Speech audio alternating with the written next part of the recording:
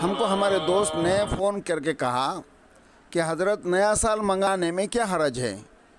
ہم نے کہا کہ بھئی حرج تو کچھ نہیں ہے، لیکن اگر ہم اللہ اور اس کے رسول کے حکم کے پابند بننا چاہتے ہیں تو ہمیں وہی کرنا ہے جو اللہ اس کے رسول کا ہمیں حکم ہے۔ کہا کہ اس کا معاملہ تو دین سے نہیں۔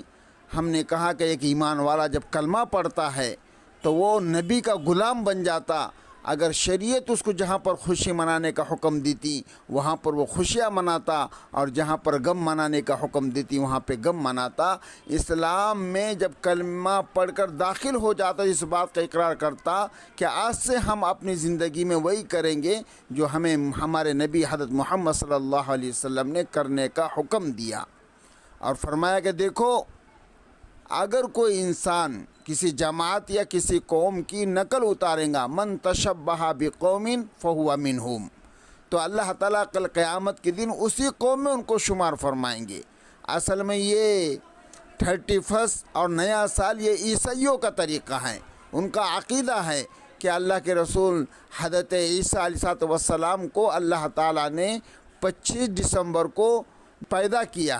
اس لیے وہ خوشیاں مناتے ہیں، اور اسی کا سلسلہ 31 تک کے چلتا ہے، اور وہاں سے ان لوگوں نے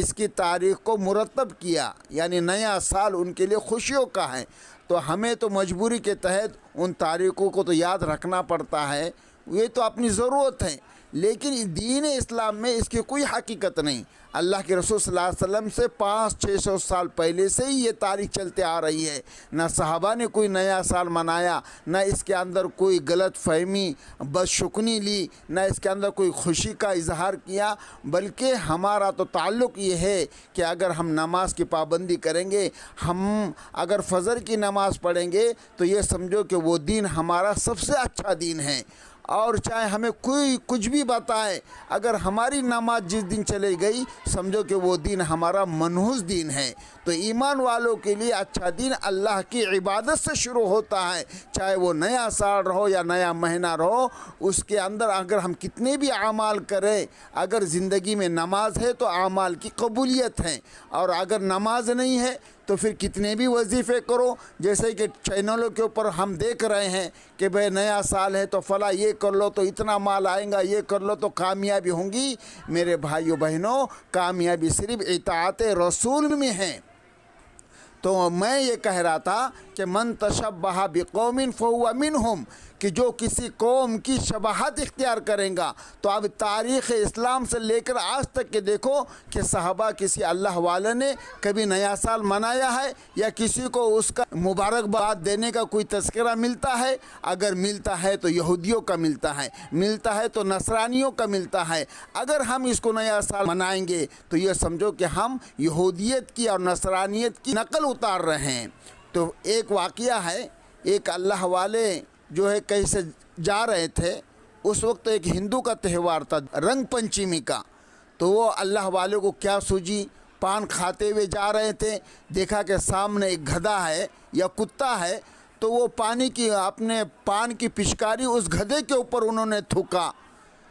جب ان کا انتقال ہو گیا تو کسی نے ان کو خواب میں دیکھا کہ ان کے قبر کے اندر آگ جل رہی ہے، تو بڑا تعجب ہوا کہ اتنے بڑے اللہ والے۔ تو ان سے پوچھا خواب میں کہ آپ تو بہت نیک ہے، تہجد گزار ہے، اللہ والے ہیں، آپ کا چرچا ہے دنیا میں، لیکن آپ آگ کے اندر ملوث ہے، قبر کے اندر آپ کے اوپر عذاب ہو رہا ہے۔ تو ان اللہ والے نے کہا کہ میں ایک مرتبہ ایک ہندوانہ تیوہار کے اندر جو رنگ پنچمی ہوتی ہے تو میں نے دیکھا ایک گدھا جو ہے وہاں پہ کھڑا ہے، تو میں نے اس سے کہا کہ دیکھ لوگ ایک میک کو جو ہے رنگ رہے ہیں اور ایک میک کے اوپر جو ہے تو رنگ پھینک رہے ہیں، آج تیرے اوپر رنگ پھینکنے والا کوئی نہیں ہے، اس لیے میں تیرے اوپر رنگ پھینکتا ہوں۔ یعنی ایک پچکاری اس گدھے کے اوپر ڈالی۔ اللہ کو یہ شباہت جو غیروں کی تھی پسند نہیں آئی، اللہ نے اسی گناہ کی وجہ سے میرے قبر کے اندر آگ جلا دی۔ تو میرے بھائیوں یہ بہت ڈرنے کا مقام ہے. اور ویسے بھی تو جب سال گزرتا ہے تو الٹا ہمیں قبر کی یاد دلاتا ہے کہ ہمارے زندگی کے دن کم ہو رہے ہیں.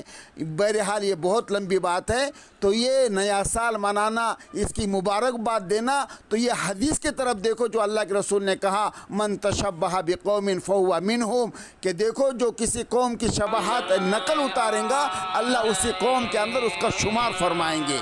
اللہ رب العالمین ہم سب کو عمل کی توفیق عطا فرمائے.